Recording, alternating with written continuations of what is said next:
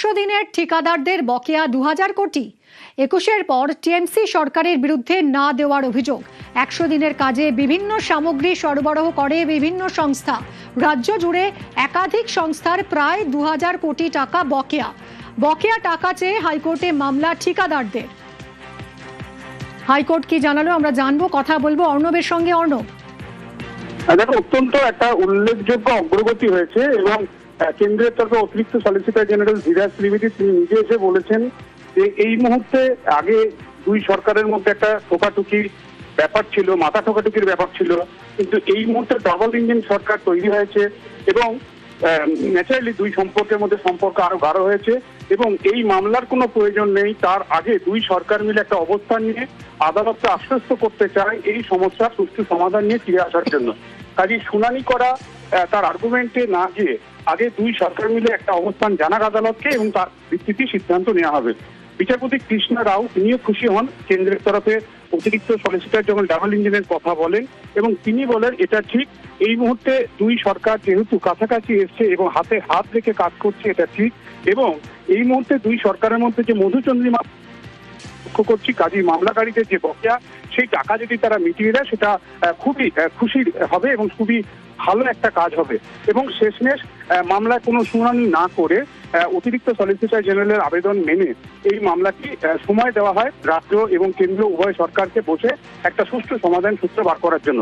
এক্ষেত্রে একটা উল্লেখযোগ্য বিষয়, তৃণমূল কংগ্রেস জামানায় 2021 সালের পর থেকে কোনো পেমেন্ট করা হয়নি 100 দিনের কাজে। কি 100 দিনের কাজ? 100 দিনের কাজে একটা সময় শুধু মাটি কাটার কাজ শুরু হলো, পরে মাটি কাটার পাশাপাশি বিভিন্ন কাজও কিন্তু 100 দিনের প্রকল্পে মানরেগাতে করা হতো এবং সেই সমস্ত প্রকল্পে যখন কাজ হয় তার যে বিভিন্ন সামগ্রী দরকার হয় সেই সামগ্রীগুলো রাজ্য জুড়ে বিভিন্ন ঠিকাদার সংস্থা তারা সেগুলি সরবরাহ করে। প্রায় 2000 থেকে 2400 কোটি টাকা তৃণমূল কংগ্রেস সরকার দীর্ঘদিন ধরে বঞ্চনা করে তাদের ফিরিয়েছে এবং তাদের কোনো টাকা দেয়নি। এইরকমই কিছু ঠিকাদারদের সংস্থা তারা কলকাতা হাইকোর্টে শরণাপন্ন হয়, মামলা দায়ের করে এবং এই ঠিকাদার সংস্থাটি তাদেরই প্রায় 614 কোটি টাকা পাওনা। এরকম আরো অনেকগুলি ঠিকাদারদের সংস্থা রয়েছে, সব মিলিয়ে সংখ্যাটা প্রায় 2400 কোটি। অর্থাৎ 100 দিনের কাজের 2021-এর সময়কালের পর থেকে কোনো টাকা দেওয়া হয়নি 2400 কোটি টাকা, যেটা তৃণমূল কংগ্রেস সরকারের দেওয়া উচিত ছিল।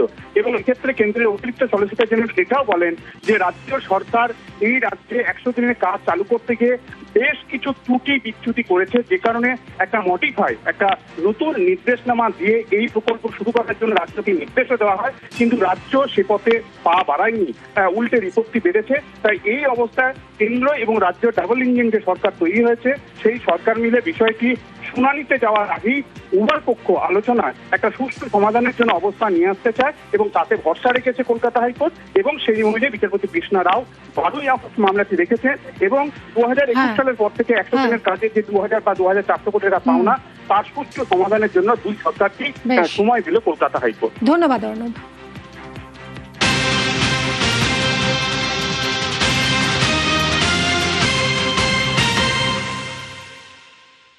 রাজ্যের স্কুলগুলোতে এবার জোর দেওয়া হচ্ছে ডিজিটাল কন্টেন্ট ক্রিয়েটর ল্যাব তৈরির ওপর। ক্লাসরুমকে আরও প্রযুক্তি নির্ভর করে তুলতে উদ্যোগী হচ্ছে স্কুল শিক্ষা দফতর।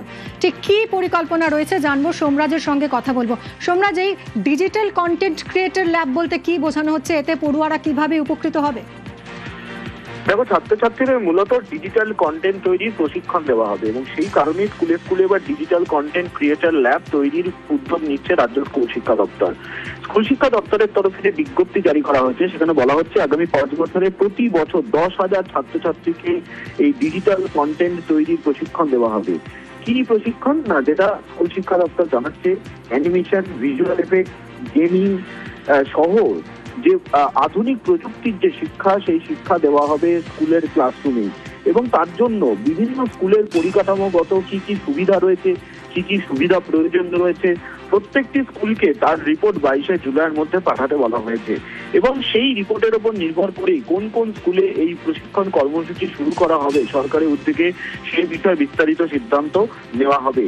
সেই কারণেই প্রত্যেকটি স্কুলে কম্পিউটার ল্যাবের পরিকাঠামো এবং তার তথ্য খতিয়ে দেখার নির্দেশ দেওয়া হয়েছে বিভিন্ন জেলার স্কুল বিদ্যালয় পরিদর্শকদের। আগামী 22শে জুলাইয়ের মধ্যে তার রিপোর্ট পাঠানোরও নির্দেশ দেওয়া হয়েছে। ধন্যবাদ সোমরাজ। রাজ্যের স্কুলগুলোতে ডিজিটাল কন্টেন্ট ক্রিয়েটর ল্যাব তৈরিতে জোর দেওয়া হচ্ছে। ক্লাস 9 থেকে 12-এর জন্য উদ্যোগ স্কুল শিক্ষা দফতরের। 5 বছরে প্রতি বছর 10,000 পড়ুয়াকে ট্রেনিং দেওয়া হবে এবং এই প্রশিক্ষণে ডিজিটাল প্রযুক্তির উপর বিশেষ গুরুত্ব আরোপ করা হবে। কম্পিউটার ল্যাবগুলির পরিকাঠামো খতিয়ে দেখার নির্দেশ দেওয়া হয়েছে এবং সমস্ত স্কুলকে 22শে জুলাইয়ের মধ্যে তথ্য পাঠানোর নির্দেশ স্কুল বিদ্যালয় পরিদর্শকদের নির্দেশ স্কুল শিক্ষা কমিশনারের।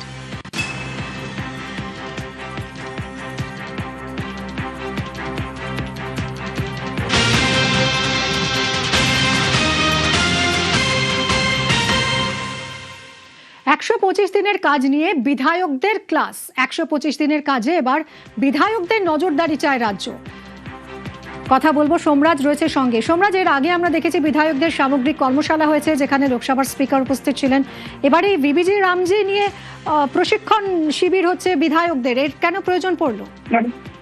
দেখো, প্রয়োজন পড়লো এই কারণেই, তার কারণ 125 দিনের প্রকল্পে কি কি কাজ হয় সেই সম্পর্কে বিধায়কদের ধারণা দিতেই এই প্রশিক্ষণ কর্মসূচি করতে চলেছে রাজ্যের পঞ্চায়েত দপ্তরগুলি। নবান্ন সূত্রে খবর, ইতিমধ্যেই রাজ্য প্রশাসনের শীর্ষ স্তরের তরফে এই নির্দেশ পঞ্চায়েত দপ্তরকে দেওয়া হয়েছে বলে সূত্র মারফত খবর। তুমি জানো যে 125 দিনের যে কাজ, সেই কাজে বর্তমানে পঞ্চায়েত প্রধানদের আর্থিক ক্ষমতা দেওয়া থাকলেও রাজ্য সরকার খুব শীঘ্রই সেই আইন সংশোধন করে সরকারি আধিকারিকদের হাতে দিচ্ছে।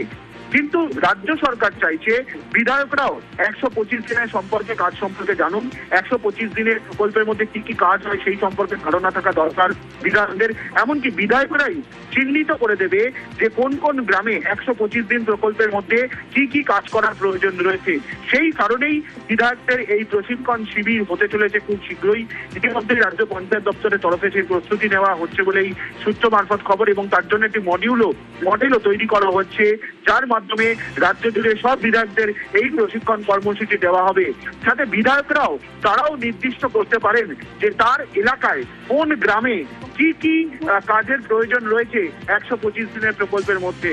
সেই কারণেই এই প্রশিক্ষণ কর্মসূচি, অর্থাৎ বিধায়করা যাতে জানতে পারেন এই 125 দিনের কাজ কি, এর মধ্যে অর্থাৎ বিবিজি রামজির মধ্যে কি কি প্রকল্প রয়েছে বিস্তারিত যাতে ধারণা তৈরি হয়, সেই কারণেই এই উদ্যোগ বলেই নবান্ন সূত্রে খবর।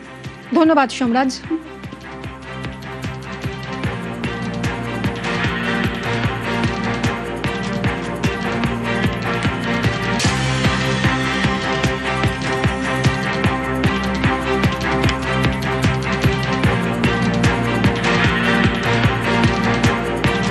একশো 25 দিনের কাজ নিয়ে বিধায়কদের ক্লাস। 125 দিনের কাজে বিধায়কদের নজরদারি চায় রাজ্য।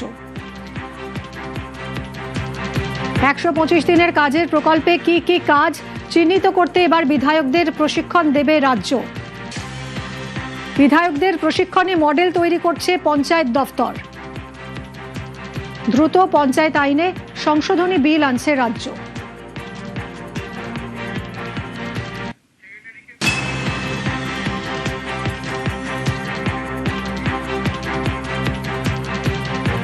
প্রধানদের হাতে আর্থিক ক্ষমতা থাকবে না, সেই ক্ষমতা দেওয়া হবে সেক্রেটারিদের হাতে, আগেই বলেছিলেন পঞ্চায়েত মন্ত্রী দিলীপ ঘোষ।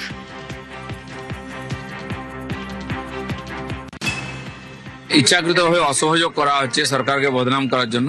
এই সেশনে আমরা বিল আনবো, প্রধানদের হাত থেকে আর্থিক যে ক্ষমতা সই করা সেটা কেড়ে নিয়ে আমরা সেক্রেটারিদেরকে দেবো, যেটা অন্যান্য রাজ্য হয়। পশ্চিমবাংলায় কেবল প্রধানদের হাতে দেওয়া হয়েছে বলে এত দুর্নীতি, এত হিংসা হয়, সেই জন্য সেটাকে আমরা এবারে বিল নিয়ে এসে সেই ক্ষমতা তাদের কাছ থেকে কেড়ে নেব।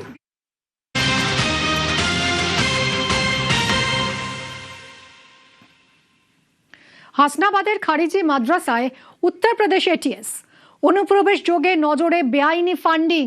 হাসনাবাদের রামেশ্বরপুরে খারিজি মাদ্রাসায় উত্তরপ্রদেশ এটিএস। কেন্দ্রীয় বাহিনীর ঘেরাটোপে এতিমখানায় হানা। নজরে মাদ্রাসায় জড়িত তৃণমূল নেতা আব্দুল্লাহ গাজী। আব্দুল্লাহ গাজীর বাড়িতেও উত্তরপ্রদেশের এটিএস। জিয়াউলের সঙ্গে কথা বলবো। জিয়াউল, এখনো কি চলছে তল্লাশি?